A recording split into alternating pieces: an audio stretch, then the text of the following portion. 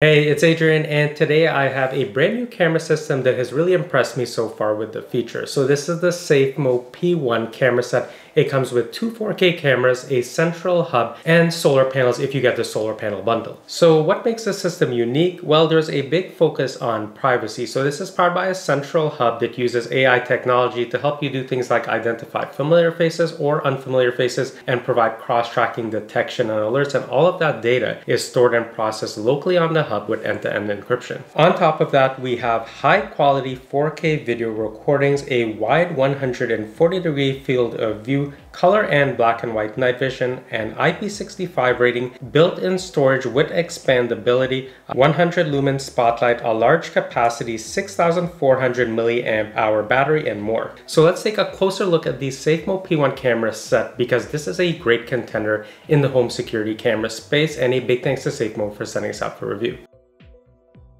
The box comes with everything we need to get started. We have the hub, power adapter, and Ethernet cable to connect it to our router during setup. There's also a USB Type-C charging cable to top up both cameras before installing. There's harnesses if you plan on ceiling mounting it, and then we have the wall brackets if you're going to attach it to a wall or a flat surface. There's also a screwdriver to tighten everything up, and then we have the mounting hardware for the solar panels along with extension cables if we need them for the solar panels, mounting screws, and setup guides. Let's take a look at the design of the camera, and it's a really nice looking camera, fairly compact. You can see if I just ball my fist up, you know, roughly around that size. Now this comes in at around 271 grams or about 0.6 pounds. And if we take a look at the front, we can see the 4K lens here, and then there's an LED ring light. We also have various sensors and microphones located here as well. And then at the bottom is the 100 lumen spotlight. Now on the underside, we have the speaker grill, and there's actually a switch here, and then we could actually move that to get access to the removable battery. And now this is a cool thing. I haven't seen this on a security camera yet, but I really like this idea. So we can pull down or push down on this tab, and then just pop the battery pack out, charge this with a USB Type-C cable, and then pop it into the camera so you could leave your camera installed. This is so convenient. The other thing you could do is just buy extra of these so that, you know, when the battery does go down, say you're running this without a solar panel, just swap out batteries so you have minimal downtime. And if the battery pack is, you know, going bad, you know, just pop in a fresh one, and you could keep this camera basically, you know, for a really, really long time. Now we also have the sync button here, which we're gonna need to use when we set everything up. And then take a look at what happens when I slide this up.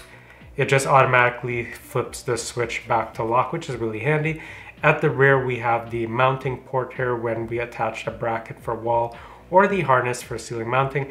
And we have an area here with two screws, and this is if you're gonna attach the solar panel. You're gonna wanna remove this and use the solar panels connector, which is proprietary to maintain that IP65 rating. The side of both cameras has the Safemo logo along with 4K, and that plays really nice with the light. The hub has a really nice and compact design. It's not gonna take up much room wherever you place it.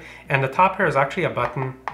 You can use this to switch modes or to turn off the alarm. And we also have an LED ring light that wraps all the way around. At the rear, we have the different ports. So there's two Type A ports to charge up the cameras if you need to, a sync and power button, speaker grill, power port, Ethernet port to connect to our router. And taking a look at the very bottom, this is where we can remove this bottom portion to install up to a 4 terabyte SSD drive. Now the hub does come with 32 gigs of local storage on here, but we can install up to an additional 4 terabytes. The solar panel looks really nice, and it's one of the largest that I've seen. You know, it's even longer than my hand here. But if we take a look at the rear, so we have this little area where we can actually wrap excess cabling around, which is pretty handy. Now we do have a thread mount here, which is gonna thread into the solar panel mount. And if we take a look at the terminal end of this cable, this ends in a USB Type-C connector. And this connector, you can see that it has special weather sealing on here to help maintain the IP rating. Now to actually install the solar panel to a wall or any surface, what we're gonna do is we're gonna first take the mounting plate, drill in 2 screws into whatever surface, and you can see that there's 2 cutouts here if we take a top-down look, and then there's 2 little clips here. So if I just slide this into those cutouts, we should hear a satisfying click, just like so. So everything is nicely in there, and if you ever wanted to remove it, you'd have to pull in these 2 retention clips and yank everything out. Now to actually install or connect the solar panel, we're just going to connect the rear here to the rear at the back of the solar panel.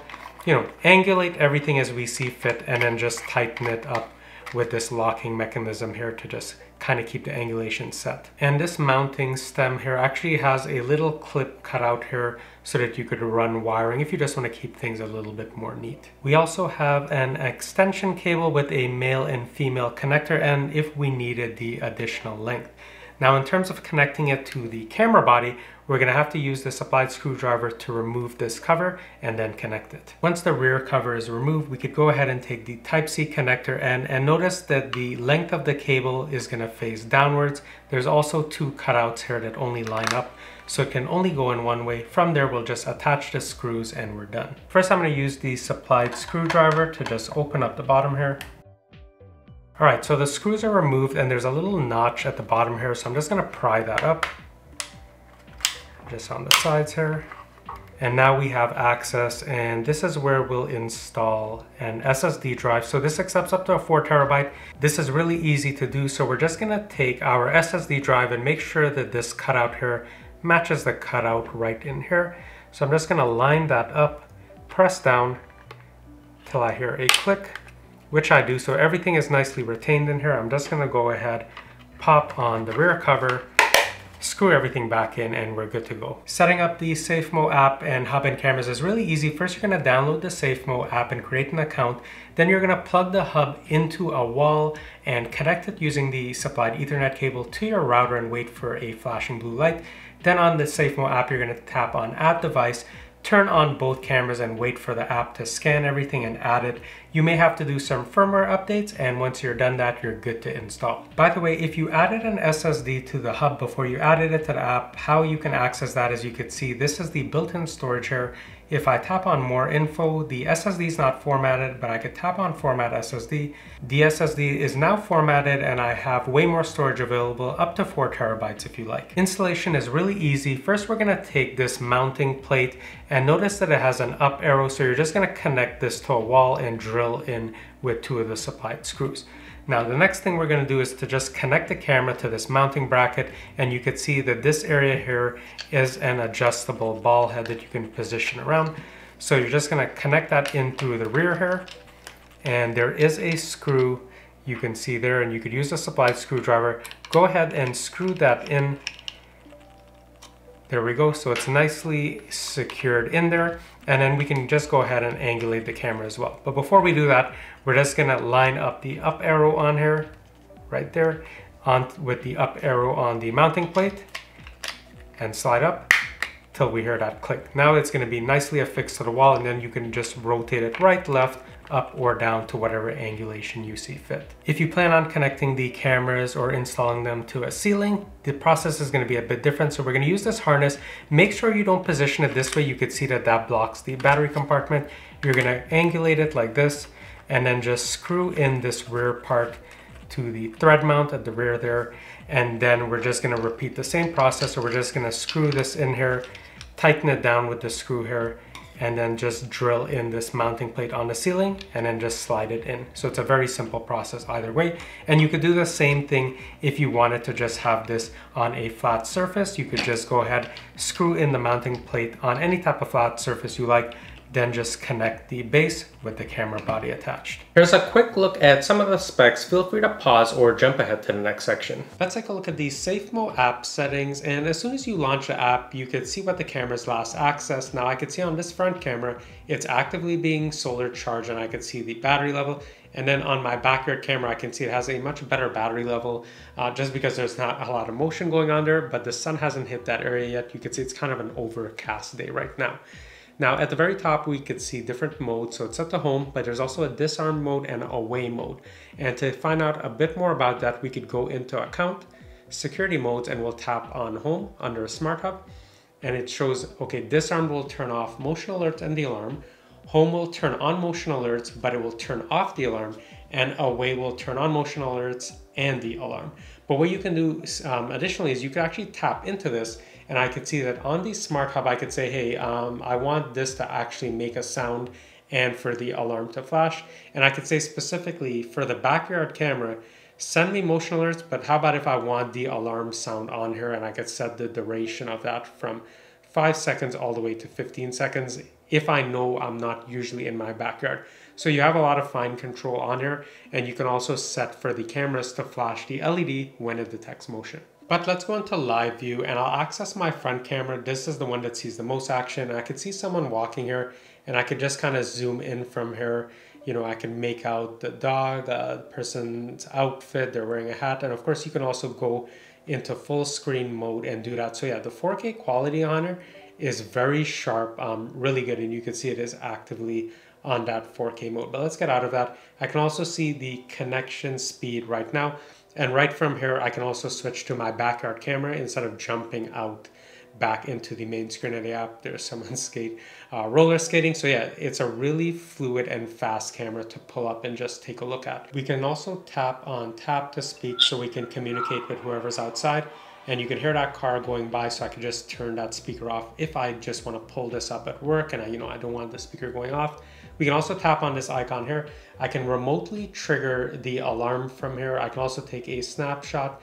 I can also go ahead and turn on the spotlight, and I can take a manual recording, and all of this will just be saved to my phone's camera gallery. In the full settings, we could tap on the camera name and we could check the firmware version and look at the battery percentage, which is at 99%. I can also go into motion detection. I could choose to have motion detection on or off. I could set the motion detection sensitivity from high to low, and I could set the recording duration from 10 seconds all the way to 180 seconds. Under recording settings, you could set a cooldown time from as low as 10 seconds all the way to 1800 seconds. I generally don't use this feature, so I'll leave it turned off. And you could set a motion zone. So I have one motion zone set up to receive alerts when motion is detected, but you can just go ahead and add multiple motion zones so you can kind of be notified when motion detects or occurs in specific areas. But I'll just get out of that for now. And then we can also go into motion type, and you can decide if you want to be notified whenever it's a person, vehicle, package, pet, or all motions. It doesn't matter if it's an insect, leaves swaying in a tree. So you can just turn that off if you're getting like too many false positives. And then I don't want it for vehicles, say, I could just turn that off. Under manage notifications, you can decide if you want to merge smart alerts. So receive one alert with all smart alerts and their videos when it occurs within 15 seconds of each other. So you can choose that option if you like. And then for familiar face alerts, you could see whichever faces the camera tags, you can decide if you want to get alerts for each of those faces or only some of the faces. And you have so much fine control when you go into each of these manage areas. So under personal alerts, you can say, hey, I want to receive an alert when someone appeared on camera, they passed by, they're hanging around, they're approaching. And you can do that with a lot of these. So if I go back and I turn vehicle on, which I previously disabled, now I can go into manage and I can do the same thing. A vehicle's parked, drove away, passed by, or appeared on camera. Same for package, dropped off, waiting for you, was picked up. And same for pets. Really a ton of control. There's also this night motion option where the camera's going to record everything that happens at night. It doesn't matter what it is, especially since most suspicious activity takes place at night. We can skip notifications since this is the same thing that we covered under motion detection. Now you can set the camera to auto power on when it's at least 10% charge, and you can adjust the solar panel if you find that the battery is not charging adequately. However, mine is doing fairly well. Under alarm, this is where you can decide if you want the alarm to sound when motion is detected. And if you turn that on, you could set it to come on from, as low as 5 seconds of an alarm to 15 seconds. And you can also have the LED light flash when motion is detected. And you could just have it flash, but have no sound if you like, which is what I have it set to. You can also turn on sleep mode if you want the camera to pause, camera recordings, alarms, motion detections, etc. If you're going to be having like a party, you don't want it coming on. You could also set a specific sleep mode schedule. Say like every weekend you like to hang around in your backyard and grill or barbecue. Well, you may not want it triggering all the time. You can just set that in here if you like. Under video, we could set the video resolution to either record in 4K or standard definition. You can also rotate the image 180. If you were to mount this, kind of ceiling mounted, you could turn on anti-flicker and you could change the flicker frequency. We can also change it from auto night vision off. And I just have it on auto because I find it's just better to let the camera intelligently decide, but you could just set it, hey, I only want it to always be black and white, or I just want it to be color all the time, and the camera will decide whenever that takes place. And then you could set the light sensitivity level, high, medium, or low. I just have it on medium. That's been working well for me. And it says you can have HEVC or AVC. And AVC is meant to have kind of compatibility with devices like Alexa or Amazon Echo devices. So I just have it on HEVC because I don't use those. Under audio, you could set the alarm volume. You could also change the device volume for the hub. And you can also change the language. So these are the available languages right now. And then you could decide if you want audio during live recordings or video recordings. Under network mode, you can switch it from default mode to this wall penetration mode. It does mention it's going to consume battery life, but if you have your modem or router mounted very far from the camera, you may have to use wall penetration mode. And you can always share the camera with family or friends. Under the smart hub options, we can also tap into that to check for firmware version updates. I could see that both cameras are paired to it and they're showing online. If I go into storage, I could see that there's two types of storage. So by default, the hub will come with 29 gigs of storage.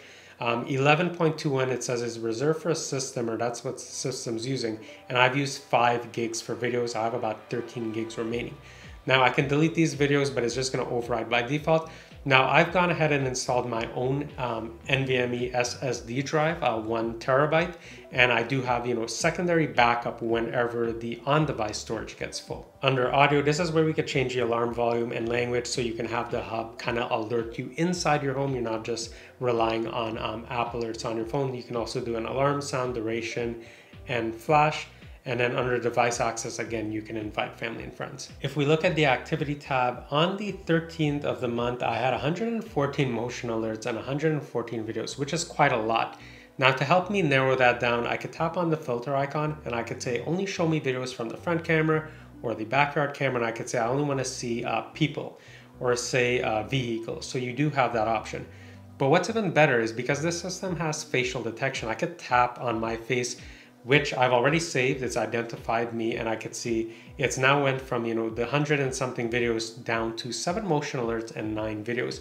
And you can see it's all with my face on there, which is really handy. Now I'll just tap into one of these and you can see, yep, that is my face.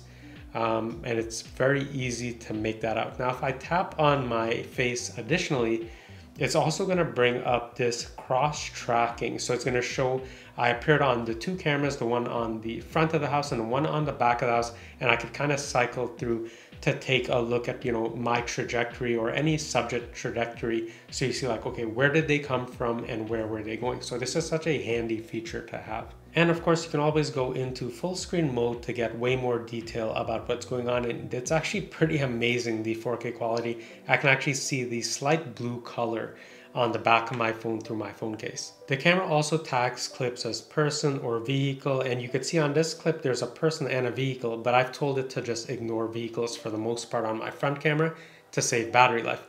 However, if I look on my backyard camera where I'm not expecting to see a vehicle, it actually captured the top of that garbage truck, so it's pretty great.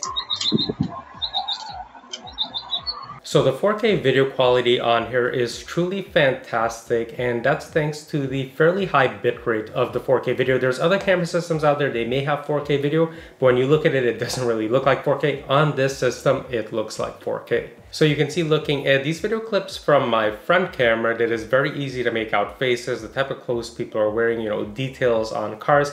And the 140-degree field of view is very wide. I can easily make out pretty much the entirety of my front yard from my front way entrance to the backyard fence. And when you look at the video clips from the rear camera or the camera in my backyard, same thing, that really wide 140 field of view gives me an entire view of my backyard, including my sliding door leading into the house. And while the system has black and white and color night vision, I highly recommend just using the color night vision. It does a fantastic job of just colorizing the entire scene, even though there's not a particularly bright or very powerful spotlight on here. The motion detection speed and app alert speed is also very quick on this system. So once you get an alert on your phone and you just tap on it, the app loads up very quickly. Now, when I was doing it, I was just on my 5G mobile data and it worked. And yeah, just a heads up, wherever you are in the world, as long as you have Wi-Fi or mobile data, you can check these cameras remotely. And whenever the system does detect a person or subject, it can easily track it across the cameras if they walk in front or pass in front of both cameras.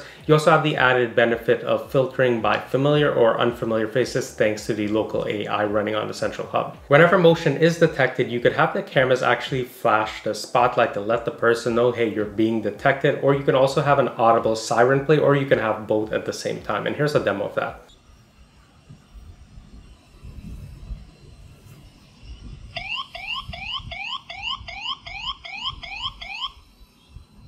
And you can also set custom motion detection zones to limit detections if you're receiving too many. And here's what the 100 lumen spotlight looks like when it's turned on at 100% brightness. Now, personally, I would have liked this to be a little bit brighter for more of a visual deterrent. And while the speakers on here are perfectly fine for conducting two-way talk and sounding the alarm, I would have liked it a little bit louder, but here's a demo of what two-way talk sounds like. Here's an example of what two-way talk sounds like on the Safemo camera with the volume set to the maximum level.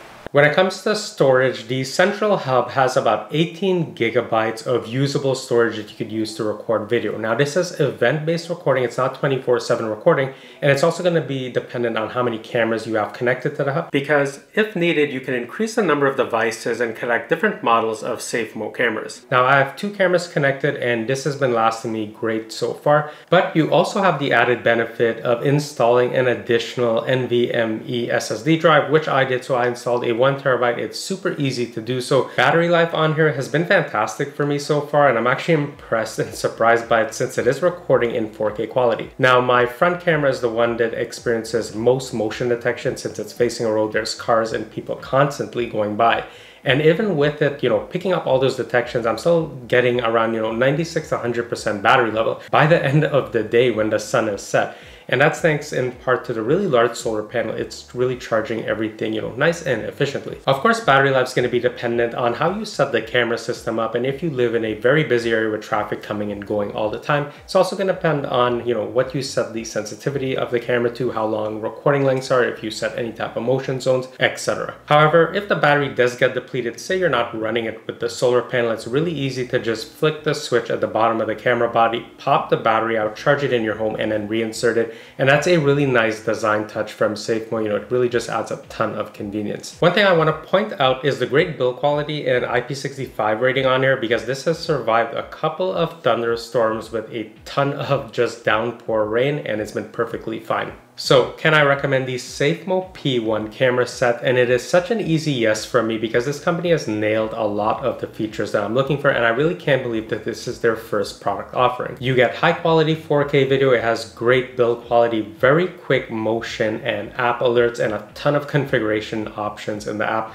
to set it up pretty much however you want for any type of notifications. And if needed, you can increase the number of devices and connect different models of Safemo cameras to the hub. Paired with that cross-tracking ability, you can just pretty much put one of these cameras on every corner of your house, and with that wide 140-degree field of view, you can have pretty much even coverage everywhere. So if you're interested in picking up the Safemo P1 camera set, I'm going to leave some links down below. You could learn more or pick one up for yourself, and I highly recommend getting it with the solar panel if you can install it. It makes it much easier. In the video, I showed mine installed with a special type of mount that I was able to mount both things to. I'll link that in the comments below as well if you want to check that out. And don't forget to check out some of my other tech review videos. I review a bunch of different content on the channel, so I'm sure you'll find something you like. And if you did find this video helpful, please consider liking and subscribing. It truly does help me out a ton, and I'll see you in the next one soon.